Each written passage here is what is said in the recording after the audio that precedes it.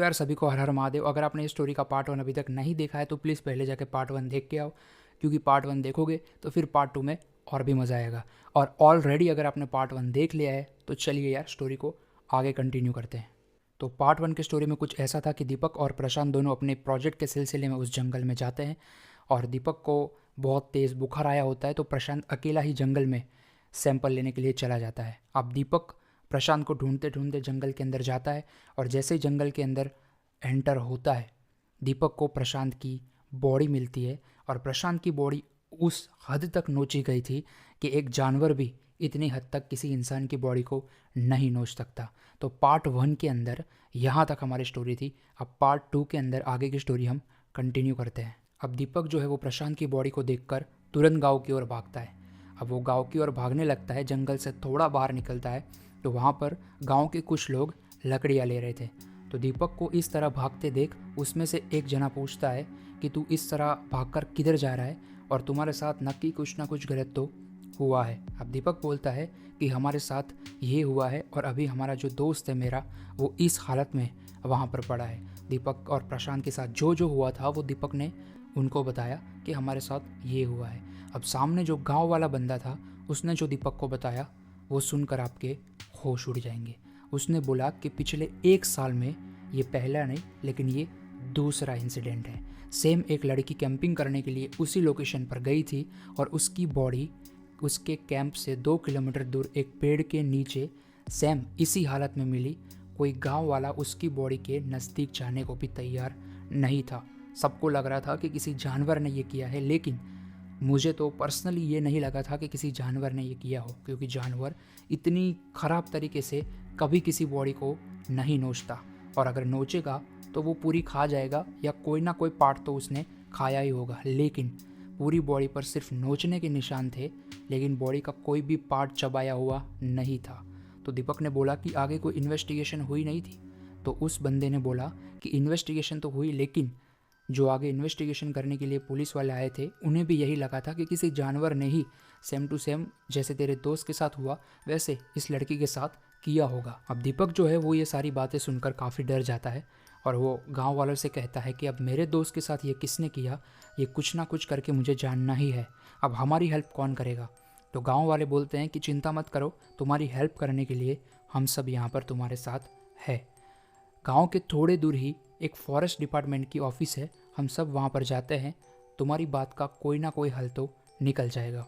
अब दीपक और वो गांव वाले उस फॉरेस्ट डिपार्टमेंट की ऑफिस को जाने के लिए निकल पड़ते हैं। वहाँ पर एक ऑफिसर थे, उनको दीपक ने सारी की सारी बातें बताई कि हमारे साथ स्टार्टिंग से लेकर एंड तक ये हुआ है और अभी मेरा दोस्त वहाँ पर मरा पड़ा है। अब इसके साथ ये किसने किया प्लीज़ आप चेक कीजिए और उसे तुरंत अरेस्ट कीजिए। और मुझे एक बंदे पर शक है, नक्की उसने ही मेरे दोस्त के साथ कुछ ना कुछ गलत किया है। स्टार्टिंग से लेकर वो बाबा जो थे वो दीपक और प्रशांत को ऑब्जर्व कर रहे थे कंटिन्यू, और दीपक को पूरा शक होता है कि उस बाबा ने ही प्रशांत के साथ कुछ गलत तो किया ही होगा। अब वो फॉरेस्ट डिपार्टमेंट में जो ऑफिसर थे वो सभी गांव वालों को एक अलग गाड़ी में बिठाते हैं और वो दीपक को एक अपनी खुद की पर्सनल गाड़ी में बिठाकर उस लोकेशन पर जाने को निकल पड़ते हैं जहाँ पर प्रशांत की बॉडी पड़ी थी। अब वो सब लोग वहाँ पर जाते हैं प्रशांत की बॉडी के पास। अब जैसे ही गांव वाले और वो ऑफिसर प्रशांत की बॉडी को देखते हैं वो दोनों ही श्योर हो जाते हैं कि इसके साथ जो कुछ भी हुआ है वो किसी जानवर ने तो नहीं किया है, किसी और एंटिटी या किसी और चीज़ ने किया है, क्योंकि जानवर इतनी बुरी तरह से किसी भी इंसान को नहीं नोचता है। उस ऑफिसर को पूरी तरह से शक जाता है, उसने आगे डिपार्टमेंट में इन्फॉर्म किया तो कुछ लोग उसके डिपार्टमेंट से आते हैं और प्रशांत की बॉडी को पोस्टमार्टम करने के लिए ले जाते हैं। प्रशांत के पेरेंट को भी इन्फॉर्म किया जाता है और दीपक को भी बोला जाता है कि जब तक प्रशांत की बॉडी का रिपोर्ट नहीं आता है तब तक तुम्हें हमारे साथ रुकना पड़ेगा। अब आगे से पुलिस डिपार्टमेंट की कुछ टीम आती है और दीपक को बिठा के उसके साथ कुछ पूछताछ करने लगती है कि उनके साथ स्टार्टिंग से लेकर एंड तक क्या क्या हुआ था। अब दीपक बोलता है कि बहुत कुछ उनके साथ हुआ है, लेकिन एक चीज़ तो हर दिन कॉमन थी कि वो जो बाबा थे जिनके घर पर हम रुके थे वो बाबा एक पेड़ के पीछे खड़े रहते थे और हमको इतनी बुरी तरह से घूरते थे कि जैसे हम कोई गलत काम कर रहे हो। अब पुलिस ने कहा कि हम तुम्हारे दोस्त को न्याय दिलाएंगे और इन्वेस्टिगेशन कल से ही स्टार्ट करेंगे। दीपक ने बोला कि ओके सर, लेकिन मैं आपके साथ आऊँगा। पुलिस वाले बोलते हैं कि उस बाबा को तुम जानते हो या पहचानते हो। दीपक ने कहा कि हाँ, मैं श्योरली कह सकता हूँ कि अगर वो बाबा मेरे सामने आकर खड़े रह गए तो मैं उस बाबा को पहचान लूँगा। अब पुलिस की टीम और दीपक दूसरे दिन इन्वेस्टिगेशन करने के लिए गांव की ओर जाते हैं। अब जो पुलिस ऑफिसर थे वो अपनी टीम के साथ और दीपक के साथ गांव में पूछताछ करने के लिए निकल जाते हैं। जैसे ही गांव में पहुंचते हैं वो गांव वालों को बोलते हैं कि दीपक बता रहा है उस टाइप के किसी बाबा को आपने देखा है। अब गांव वाले बोलते हैं कि ये जो बाबा है वो मोस्टली जंगल में ही रहते हैं, क्योंकि उनका एक घर है जंगल में। कुछ लोग वहाँ पर आते हैं, रुकते हैं और बाबा को रेंट पे करते हैं, फिर चले जाते हैं। लेकिन किसी बंदे ने इस बाबा को इस गांव में एक दिन से ज़्यादा या फिर 1-2 घंटे से भी ज़्यादा नहीं देखा है। मतलब ये जो बाबा है वो इस गांव के तो नहीं थे। अब गांव के लोगों के पास कोई ज़्यादा डिटेल इस बाबा की तरफ नहीं थी और ये दीपक के पास भी इस बाबा के बारे में कोई ज़्यादा डिटेल नहीं थी। तो पुलिस ऑफिसर सोच में पड़ गए कि आखिर प्रशांत के साथ किसने ऐसा किया होगा। पुलिस डिपार्टमेंट ने जो 4-5 लोग आए थे उन्होंने पूरा जंगल छानबीन किया, गांव छानबीन किया, लेकिन उनको कोई भी क्लू नहीं मिलता है। अब 3 दिन निकल जाने के बाद चौथे दिन प्रशांत की बॉडी का जो पोस्टमार्टम रिपोर्ट है वो आता है और जैसे ही ऑफिसर वो रिपोर्ट पढ़ते हैं वो और दीपक दोनों ही दंग रह जाते हैं। अब रिपोर्ट में साफ साफ लिखा था कि इस बॉडी को इतनी हद तक डैमेज किया गया है कि बाहर डैमेज करते करते अंदर तक पूरे ऑर्गन डैमेज हो चुके हैं। बाहर से डैमेज स्टार्ट हुआ और बॉडी के अंदर तक सारे ऑर्गन डैमेज हुए। ये रिपोर्ट पढ़कर वो पुलिस ऑफिसर भी दंग रह गए और दीपक भी चौंक गया। अब पुलिस ऑफिसर ने काफ़ी अपनी तरफ से हेल्प करने की कोशिश की, बहुत सारी चीज़ें उन्होंने की, बहुत सारे बाहर से डिपार्टमेंट के लोग बुलवाए, लेकिन फिर भी उन्हें कोई क्लू नहीं मिलता है। अब वो सारे हार कर वहाँ पर बैठ जाते हैं। लेकिन दीपक ने एक चीज़ कंफर्म कर ली थी कि मैं जब तक प्रशांत के साथ ये किसने किया ये पता नहीं लगाऊंगा, मैं यहाँ से कहीं नहीं जाऊँगा। अब दीपक जो था वो उसी गाँव में रुक जाता है। वो कभी जंगल की ओर जाता है, कभी पूरे गांव में भटकता है, फिर से जंगल की ओर जाता है, फिर से पूरे गांव में भटकता है। वो चाह रहा था कि मुझे कोई ना कोई करके एक क्लू मिल जाए, लेकिन दीपक को कुछ भी हासिल नहीं होता है। ऐसे ही ऐसे पूरा 1 वीक चला जाता है और एक दिन दीपक थक हार के रात के 9 बजे एक मंदिर की चौखट पे जाकर बैठा होता है और पीछे से आवाज़ आती है कि बेटा कैसे हो। और दीपक जैसे ही पीछे मुड़कर देखता है वही बाबा थे जिन्होंने दीपक और प्रशांत को अपने घर में रुकने के लिए बोला था। अब जो दीपक है वो उस बाबा को ज़ोर से पकड़ लेता है और कहता है कि अब इस बार मैं तुम्हें कहीं भी नहीं जाने दूंगा, तुम्हें बताना पड़ेगा कि तुमने मेरे दोस्त को क्यों मारा।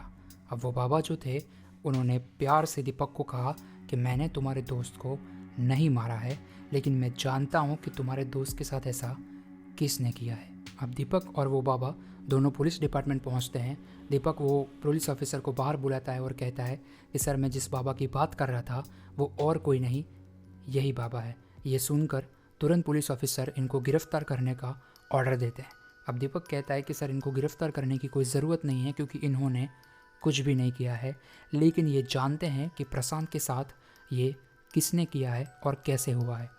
ये मुझको बताने वाले थे, लेकिन मैंने बाबा को बोला कि मुझे और पुलिस ऑफिसर दोनों को बताओ।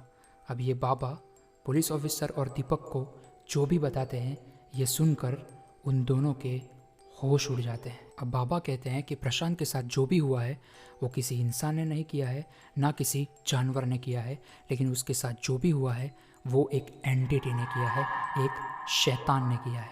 और वो जो एंटिटी थी, वो जो शैतान था, वो किसी के वश में था। आज से 45 साल पहले मैं और मेरे साथ 2 दोस्त, हम 3 जो थे वो एक गुरु के शिष्य थे, और वो जो हमारे गुरुजी थे वो हमें मंत्रोच्चार और सिद्धि साधनाएं सिखाते रहते थे ताकि हम गांव के कुछ लोगों को मदद कर सके।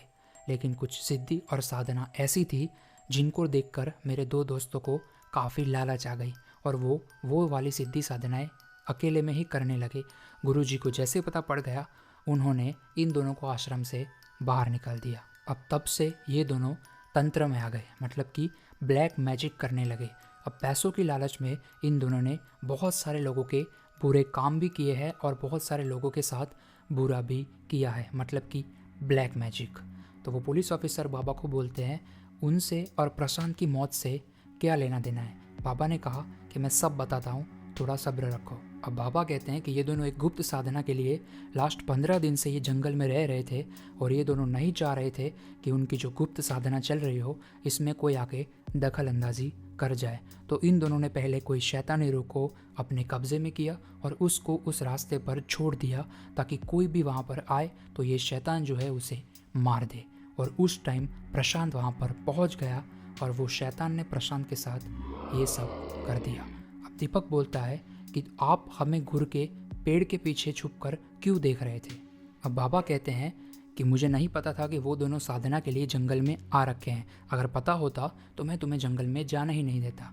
मुझे बाद में पता चला और अगर बाद में भी आके मैं तुमको बताता तो तुम लोगों को मैं ही गलत लगता। इसलिए मैंने डिसाइड किया कि जिस वक्त तुम दोनों अपने काम के सिलसिले में बाहर निकलो उस वक्त मैं तुम्हें ऑब्जर्व करूँगा और अगर गलती से भी तुम लोग उस रास्ते पर चले जाओ तो मैं तुम्हें भाग कर रोकूंगा। इसलिए पेड़ के पीछे खड़े रहकर मैं तुम्हें ऑब्जर्व कर रहा था कि कहीं तुम उस रास्ते पर ना जाओ। तो दीपक ने बाबा को कहा तो फिर भी प्रशांत की मौत क्यों हुई, तब आप कहाँ थे। तो बाबा बोलते हैं कि उस रात भी मैं वहाँ पर था जहाँ पर तुम हर रोज़ सैंपल लेने आया करते थे, लेकिन उस रात तुम वहाँ पर नहीं थे, ना प्रशांत था ना तुम थे। तो दीपक कहता था कि हाँ उस रात मैं बहुत बीमार था और प्रशांत अकेला ही गया था।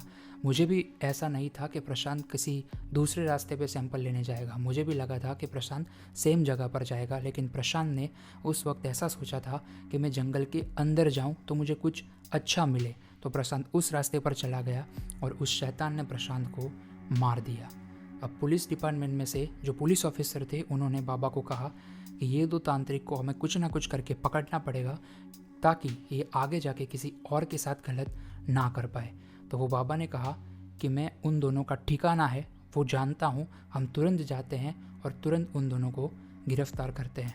अब वो बाबा और पुलिस की टीम उन तांत्रिक के घर पर पहुंचती है तो उनकी रूम में सारी वो सिद्धि साधना की सामग्री पड़ी थी और वो तांत्रिक वहाँ पर दोनों बैठे हुए थे।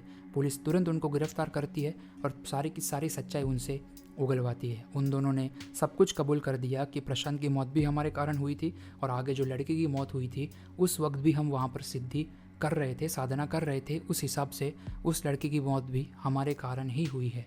तो समाज में से बहुत सारे लोग हैं जो इस ब्लैक मैजिक का मतलब कि काले जादू का उपयोग किसी का बुरा करने के लिए करते हैं और कुछ लोग ऐसे भी हैं जिनके पास कुछ सिद्धि या साधना है तो उसका प्रयोग लोगों का अच्छा करने में भी करते हैं। अगर आपके ध्यान में भी ऐसी कोई रियल स्टोरी है तो प्लीज़ डिस्क्रिप्शन में मैंने ईमेल दिया है, उस पर पूरी की पूरी स्टोरी तुम्हारी एक्सप्लेन करो, मैं तुम्हारी स्टोरी भी मेरे वीडियो में कवर करूँगा। और अगर प्लीज़ यार वीडियो अच्छी लगी हो तो वीडियो को लाइक करो और चैनल को प्लीज़ यार सब्सक्राइब करके ही जाना। सबको हर हर महादेव।